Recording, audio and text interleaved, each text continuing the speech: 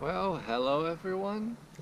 Now I want to show you some of the beauty in Alaska, and I want to try to tell you mm, real facts from what I have seen at least. Some people may disagree, but at least somehow I'm an insider now, right?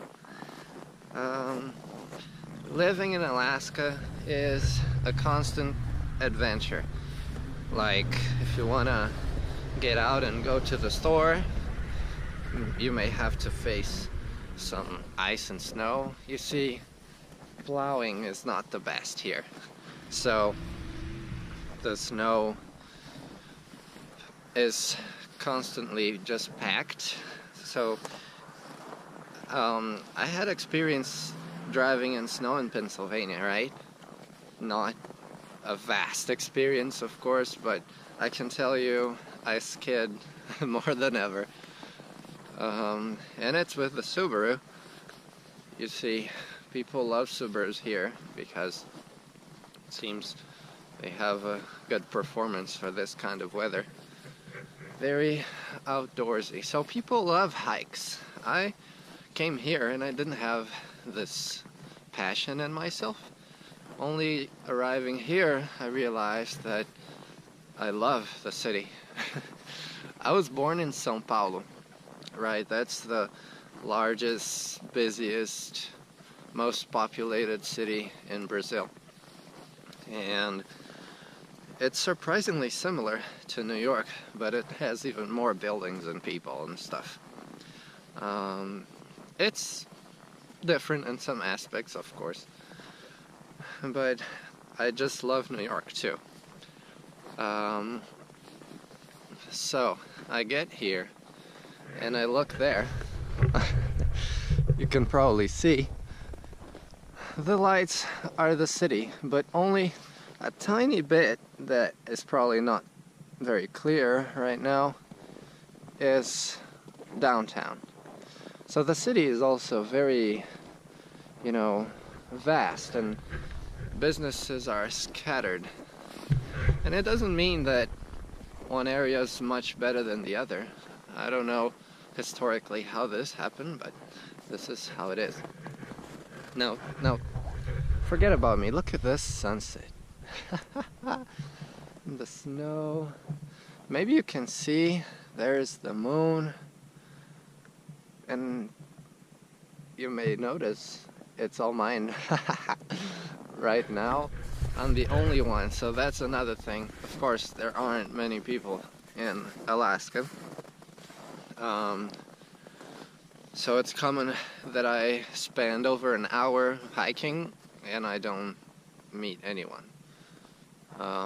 They recommend that you make noise while you do your hike also, because that will likely scare moose and bear away.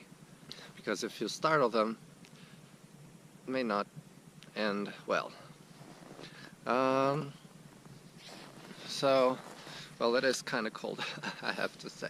So a lot of the people here actually are not from here.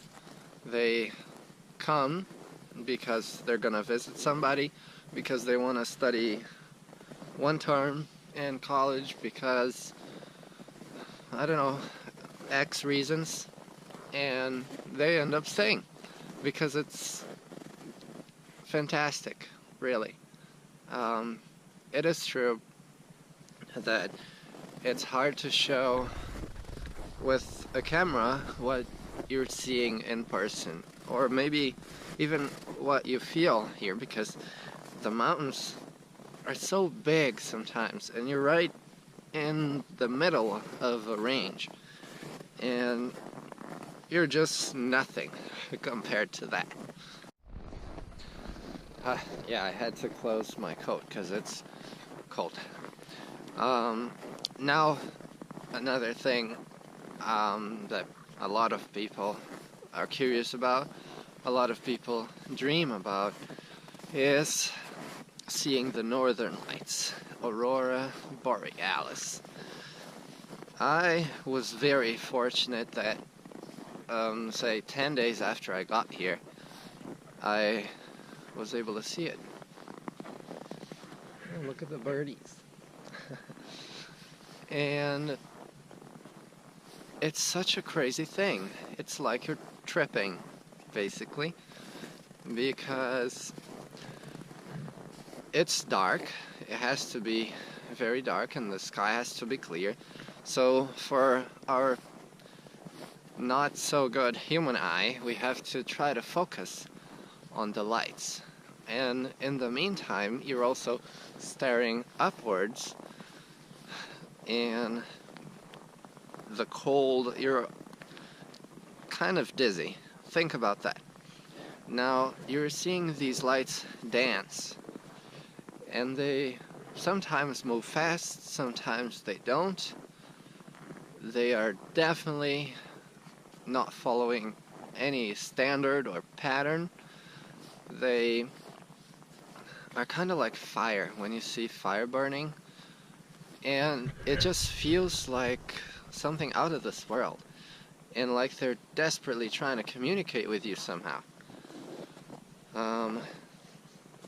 The colors change, and the intensity does too. It happens usually around 2 a.m., but it could be midnight when it's at its peak, or it could be 6 a.m. and it's still going on. I have seen them here in Anchorage, because look, I'm on the hillside, and this is where I'm living now. If you go closer to downtown or where those lights are, there's too much interference of the city lights, so you can't see them clearly. But here, if you look back to that direction, then you usually can still see them on a clear night that it's active. Now, Fairbanks is the main tourist destination because suppose there's an aurora around the North Pole, right? I always thought it was like a lid that was like the center of the North Pole was the most intense part, but no, it's like a crown around the Earth, okay? And so Fairbanks is usually right in the middle of it, and that's why it's good to see it there. It's great. It's really a valid experience. Some even say it makes a noise. I didn't hear anything. And sometimes it looks like you're inside a bubble. It's just quite an experience, I have to say. Alright. Enough random talk, let's see. I can fairly live now in almost the middle of the winter, in which the sunrise happens close to 10 a.m. and the sunrise happens before 5 p.m. and it's very cold. It's below 0 Fahrenheit and certainly far below 0 Celsius. And you can still go out, life still happens. People here are very determined to walk, to exercise, and somehow that encourages me too. And besides, and I don't know, staying at home also kind of bothers me. So here I am. There's even something I had never heard about. It's called cabin fever. This is the perfect circumstance for you to want to lock yourself in your bedroom, because it's cold, it's dark, it's very cold, and it's pretty dark, and why would I want to get out and feel this pain going through my nerves and tendons and everything? Right? Oh yes, it compensates. Usually you see pictures, you see videos, and you don't think, wow, that person's in pain. But yeah, that happens.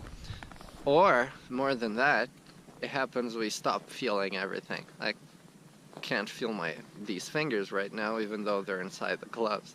They're alpaca.